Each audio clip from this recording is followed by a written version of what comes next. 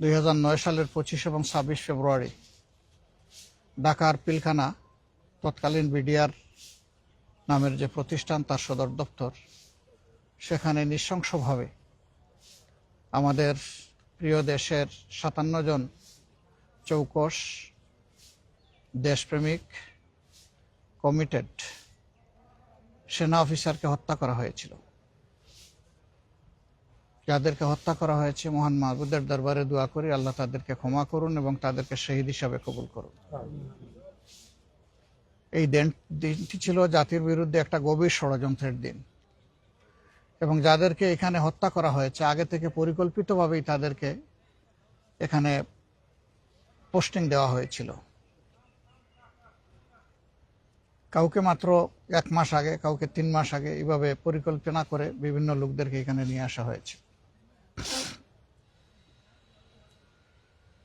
কারাই হত্যাকাণ্ড ঘটালো জাতির সামনে এখনো পুরা খুলাসা হলো না বিষয়টা।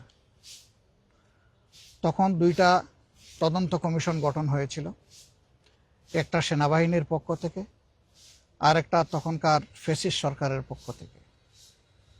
2টা তদন্তের কোনো রিপোর্টই জনগণ জানতে পারল না এবং সেটা আলোর মুখ দেখল না। কেন দেখল না? যদি ওই তদন্তের রিপোর্ট সামনে আসতো জাতির সামনে, তাহলে হয়তো অনেক সত্য পরিষ্কার হয়ে যেত। নিশ্চয়ই তখন যারা ক্ষমতাসীন ছিলেন এর সাথে তাদের গভীর সম্পর্ক ছিল এই হত্যাকাণ্ডের সাথে, যার কারণে তারা চাননি যে এই রিপোর্টগুলো প্রকাশ পাক। এমনকি তখন 2টা নোংরা ঘটনা ঘটেছে, আপনারা দেখেছেন। একটা হলো বিরোধী দলকে টার্গেট করে তখনকার বিরোধী দলীয় নেত্রীর ব্যাপারে অনেক আজে বাজে কথা বলা হয়েছিল।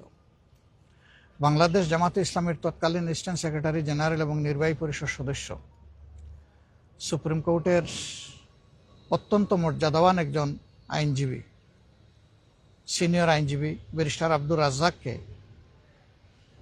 হয়রানি করা হয়েছে। 2বার তাকে জিজ্ঞাসাবাদের মুখোমুখি করা হয়েছে। নাসির উদ্দিন পিন্টুকে নৌকা দিয়ে নাকি লোক পার করে দিয়েছে, এই জন্য তাকে এই অভিযোগে অভিযুক্ত করে জেলে নেওয়া হয় এবং সেখানে পরিকল্পিতভাবে তাকে হত্যা করা হয়। তৎকালীন বাণিজ্যমন্ত্রী ফারুক খান ঘটনা ঘটার সাথে সাথেই মিডিয়ায় তিনি বক্তব্য দেওয়া শুরু করলেন যে এই ঘটনা জামাত শিবির ঘটিয়েছে। এত বড় একটা ঘটনা, তার মামুলি কোনো তদন্ত হলো না, তিনি একটা দলকে দায়ী করে বক্তব্য দেওয়া শুরু করলেন। এই সবগুলোই ছিল গভীর ষড়যন্ত্রের অংশ।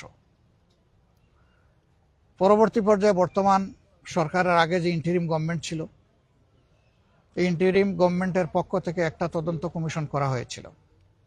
সেই রিপোর্টও কিন্তু জাতির সামনে আসেনি পুরোপুরি। তৎকালীন সেনাপ্রধানের দায় তিনি কিভাবে অস্বীকার করবেন? প্রধানমন্ত্রী তার দায় কিভাবে অস্বীকার করবেন? স্বরাষ্ট্রমন্ত্রী তার দায় কিভাবে অস্বীকার করবেন? এরা সবাই দোষী। এরা কেউ নিজেকে নির্দোষ প্রমাণ করতে পারবেন না, দাবিও করতে পারবেন না। আমরা চাই লাতাপাতা নয়, যারা শাখা প্রশাখা আছে তারা না, মূল গাছগুলাই যেন চিহ্নিত হয় এবং মূল গাছগুলার জন্য বিচার সঠিকভাবে হয়। সর্বশেষ উসমান হাদি, সে দেশের পক্ষে একটা শক্ত ভয়েস ছিল। 2টা জিনিস সে কোনোভাবেই মেনে নিতে পারত না, একটি আধিপত্যবাদ আর একটি হচ্ছে বৈষম্য। এই 2টির বিরুদ্ধে তার অবস্থান ছিল স্পষ্ট। এই জন্য তাকে খুন করা হয়েছে পরিকল্পিতভাবে, স্পষ্ট দিবালুকে গুলি করে রাজপথে, কোনো চূড়া গলিতে নয়, অন্ধকার গলিতে নয়, রাতের বেলা নয়। কিন্তু আজ পর্যন্ত হাদি হত্যাকাণ্ডের পুরো রহস্য জাতি জানতে পারল না। আমরা চাই যদি এই বিচারগুলো হয় তাহলে আগামীতে এ ধরনের অপকর্ম করার দুঃসাহস আর কেউ দেখাবে না।